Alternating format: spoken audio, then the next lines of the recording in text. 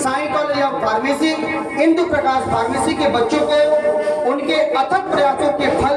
यानी पंच spectrum award से सम्मानित करने जा रहे हैं। तो आइए इस कार्यक्रम की शुरुआत करते हैं। मैं साई कॉलेज के यहाँ सभी शिक्षकगण, विद्यार्थीगण और इसके प्रबंधन में रहने वाले हमारे परिवार के ही हमारे मित्र माननीय मनोज भाई जी, अखिलेश भाई जी और सभी हमारे मित्रगण। फार्मेसी का नाम मैं जब सुनता हूँ, बच्चों को तो पुरस्कृत करना ही है। बच्चे जो पंच स्पेक्ट्रम का जिन्होंने अवार्ड जीता है उनको सम्मानित करना है और ये उनके लिए बहुत गर्व की बात है, हम सब के लिए बहुत गर्व की बात है। और उन बच्चों के अभिभावकों के लिए, उन बच्चों के शिक्षकों के लिए, फैकल्टी मेंबर्स के लिए, सब के लिए ये बहुत गर्व की बात है कि आपने ऐसा अवार्ड आपको मिलने जा रहा है। मतलब ये कि आप जो भी कोर्स कर रहे हैं, जो भी फार्मेसी का कोर्स कर रहे हैं, उसमें आपने अच्छा स्थान, अच्छी सिद्धि पाई होगी जिसको आपको पुरस्कृत किया जा रहा है। ये आपके लिए बहुत ही गौरव का क्षण है। लेकिन मैं इसको इतनी छोटी घटना में यहाँ क्यों आया, तो खाली ये बात सोच करके आया। एक तो हमारे परिवार, हमारे मित्र का आमंत्रण था, वो तो विषय था ही, लेकिन मेरा एक पूर्व निर्धारित कार्यक्रम नहीं था। और उसके आने के पीछे एक और बहुत बड़ा कारण ये है कि उत्तर प्रदेश फार्मेसी के मामले में, फार्मास्यूटिकल के मामले में, दवाओं के मामले में मैं चाहूँगा कि उन राज्यों की तुलना करें जो आज दवा बनाने के नाम से, फार्मेसी के नाम से देश में सबसे ज़्यादा आगे हैं। उन्हीं एक राज्य में से आप सबको मालूम होगा, ऐसे एक राज्य में मैंने नौकरी किया है, गुजरात में, जहाँ दवाएं मेरे ख्याल से देश में बनने वाली सभी दवाओं का लगभग 50-60% अकेले गुजरात में बनता है, शायद ज़्यादा बनता है। तो ऐसे एक राज्य में से मैंने अनुभव लिया है और नौकरी किया है। और गुजरात की फार्मास्यूटिकल इंडस्ट्री जिसको कहते हैं, या फार्मेसी का पूरा उद्योग जिसको कहते हैं, या फार्मेसी की पूरी एक वहाँ विधा या कल्चर जिसको कह सकते हैं, वो इसलिए शुरू हुई कि कुछ 50-60-70 साल पहले गुजरात के कुछ नेताओं ने, कुछ अग्रणियों ने, कुछ विचारकों ने, कुछ इंटेलेक्चुअल्स ने वहाँ अहमदाबाद में एक दो फार्मेसी की संस्थाएं खड़ी की। और इसलिए मैं इसका महत्व में आपके एक मात्र एक संस्था नहीं है, इस तरह की संस्थाओं में मैं इसलिए जाता हूँ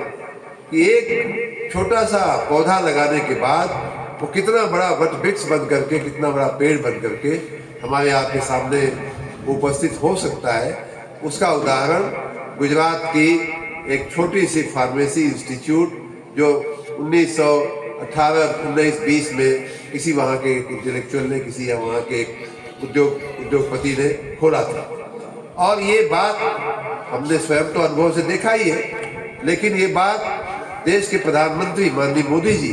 कई बार अपने भाषणों में ये बात कह चुके हैं कि एक छोटी सी शुरुआत कितना बड़ा परिवर्तन ला देती है। कि वहाँ एक फार्मेसी की, फार्मास्यूटिकल की एक पूरी परंपरा चल पड़ी और उसके दो अच्छे परिणाम आज भी गुजरात दे रहा है। एक तो ये कि दवा के उत्पादन में लगभग 50-60% पूरे देश की दवा का उत्पादन अकेले गुजरात राज्य में होता है। और इतना ही नहीं, वहाँ की दवाएं चाहे जाइडस की हो, चाहे टोवेंट की हो, चाहे कैडिला की हो, ये सारी दवाएं जो है वो देश में ही नहीं बल्कि विदेश में भी उनका निर्यात होता है, उनका उपयोग होता है। आपको कोरोना के समय का याद होगा, कोरोना में एक इंजेक्शन लगता था, रेमडेसिविर बोलते थे, आप लोगों ने सुना होगा, जरूर सुना होगा। उसका उन दिनों एकमात्र उत्पादक अगर कोई था तो गुजरात की जाइडस कंपनी थी, जाइडस फार्मास्यूटिकल थी, जो गुजरात में है। और ये उन लोग बताते हैं, माननीय प्रधानमंत्री जी के स्वयं के मुंह से भी मैंने ये बात सुनी है और कई लोगों के मुंह से बात सुनी है कि आज जो गुजरात फार्मास्यूटिकल इंडस्ट्री में लीड ले रहा है पूरे देश में, पूरी दुनिया में, उसी रेमडेसिविर से को डोनाल्ड ट्रंप ने भी लगाया था। तो ऐसे पूरी दुनिया में जो गुजरात का फार्मा इंडस्ट्री छाई हुई है, उसके पीछे उसकी नींव में, उसके फाउंडेशन में वहाँ की एक पुरानी, बहुत पुरानी फार्मेसी इंस्टीट्यूट है, जिसने बहुत सारे फार्मासिस्टों को जन्म दिया, बहुत से फार्मा इंडस्ट्री के लोगों को प्रेरित किया फार्मा उद्योग लगाने के लिए। और दूसरा एक अच्छा परिणाम भी, एक तो पहला परिणाम बता दिया मैंने, दूसरा अच्छा परिणाम ये निकला कि गुजरात में बहुत ही वर्ल्ड क्लास के हॉस्पिटल्स बने। मैं वाइब्रेंट गुजरात नाम की एक इवेंट वहाँ होती है हर 2 साल पे, माननीय मुख्यमंत्री जी जब मोदी जी थे तो उन्होंने शुरू किया, हम लोगों ने मिलकर उसमें मेहनत किया। उसमें देश विदेश के बहुत सारे उद्योगपति तो आते ही हैं, लेकिन अब तो पॉलिटिकल फिगर्स भी आने लगे, पूरे देश दुनिया से लोग आते हैं वहाँ। और वहाँ के अस्पताल एक तरह से मेडिकल टूरिज्म जिसको कहते हैं कि मेडिकल का काम कराने के लिए चलो टूरिज्म भी हो जाएगा। जितना अमेरिका में, लंदन में, जर्मनी और जापान में जितना दवाई का खर्चा होगा, एक तो वहाँ लंबी लंबी वेटिंग है, एक साल की, 6 महीने की, 8 महीने की वेटिंग होती है हर ऑपरेशन के लिए। उससे अच्छा कि चलो भारत घूमना भी हो जाएगा और भारत में सस्ते दाम में हमारी घुटने की सर्जरी भी हो जाएगी, आँख की सर्जरी भी हो जाएगी। तो ऐसे मेडिकल टूरिस्ट गुजरात में आना हुए, इतना बढ़िया बढ़िया हॉस्पिटल बन गए हैं। इतने जाइडस की ही अगर अस्पताल की बात करूं तो उनकी बिल्डिंग पे हेलीकॉप्टर उतर सके ऐसी, यहाँ तक कि एयर एम्बुलेंस सीधा आकर के अस्पताल के ऊपर उतर सके, ऐसी व्यवस्थाएं हुई। और इन सारी दोनों सिद्धियों के पीछे, चाहे फार्मा इंडस्ट्री में लीड लेना या हॉस्पिटल और मेडिकल सेटअप में लीड लेना, दोनों के पीछे अगर फाउंडेशन में, पाया में अगर कोई चीज़ है तो उन दिनों स्वतंत्रता के भी पहले स्थापित की गई फार्मेसी की कुछ 2-3 कॉलेजेस हैं जिनका योगदान इतना बड़ा है। तो आज मैं माननीय मनोज राय जी सहित, उनके परिवार सहित इस कॉलेज के पूरे प्रबंधन को मैं बधाई भी दूंगा, लेकिन साथ में मैं वो सपना, वो दृश्य भी मैं देख सकता हूँ कि जब ऐसी संस्थाओं के चलते उत्तर प्रदेश अपना, आज हम टूरिज्म में आगे हैं, आज टूरिज्म में हमने काम किया है, मेहनत किया है, अयोध्या है, काशी है, महाकुंभ जैसे हमने टूरिस्ट आकर्षण के हमने बहुत सारे ऐसे काम किए हैं। लेकिन एक यह भी बहुत बड़ा टूरिस्ट अट्रैक्शन का बहुत बड़ा काम हो सकता है अगर हम मेडिकल साइड में अच्छा काम करने लगे, मेडिकल अच्छे अस्पताल बन जाएं, अच्छे हमारे मेडिकल कॉलेजेस बन जाएं, जहाँ कई राष्ट्राध्यक्ष, राष्ट्रपतियों ने आकर के अहमदाबाद के अस्पतालों में अपने घुटनों का सर्जरी कराया। ऐसे ऐसे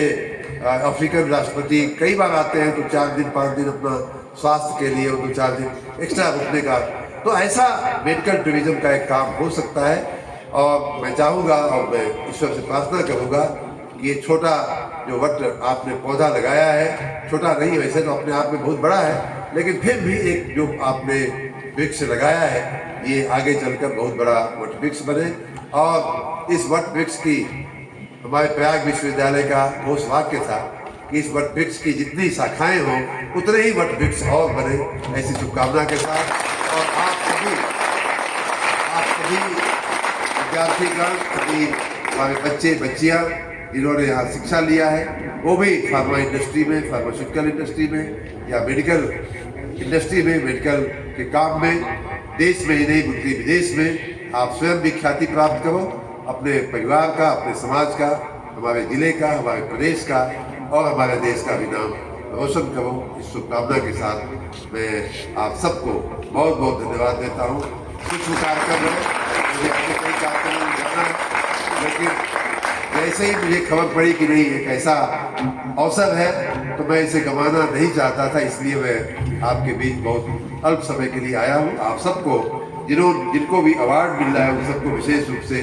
बहुत बहुत बधाई, और सभी छात्रों को जिनको अवार्ड नहीं भी मिल रहा है उनको हमारा अवार्ड समझ करके, जो मैंने बात कही, गांठ बांध करके कि आप एक बहुत ही देखिए, ये ऐसा एक उद्योग है फार्मा उद्योग कि कोरोना में भी इसमें मंदी नहीं आई थी ना, बल्कि बढ़ा था, बल्कि ये उद्योग बढ़ा था। तो लोगों की लाइफ स्टाइल ऐसी होती जा रही है कि स्वास्थ्य विषयक समस्याएं बढ़ रही हैं, लोगों की का जीवन का जो समय काल है वो भी बढ़ रहा है, लाइफ लॉन्गेविटी बढ़ रही है, लोगों का उम्र बढ़ रही है। तो स्वाभाविक है उम्र बढ़ेगी तो आदमी स्वस्थ रहने के लिए ज़्यादा